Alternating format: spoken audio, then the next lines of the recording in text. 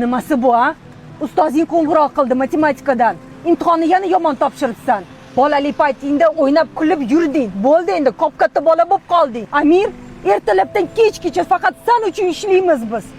Mana o'rtog'imning o'g'li, qaragin, 5 ga faqat o'qiydi. Umuman ota-onasini qiynatmaydi.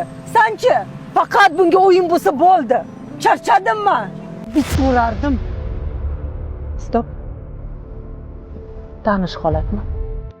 Farzandingiz qiynalganda uni urishib, boshqalar bilan solishtirib, uni ishonchini sindirish emas, balki yoshligidan to'g'ri turtki beringki, keyinchalik qiynalmasin. Hammasi yaxshi bo'ladi. Nimaga o'tga keldik? Hozir hammasini senga tushuntiraman, xo'p? Yoshligingdan bera olmagan bilimni senga aylanib beradi.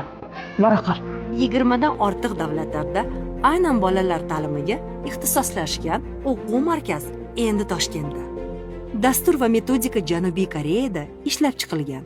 O'quv materiallari ham aynan o'sha yerdan olib kelinadi. Hammasi bolalar uchun. Voy bola.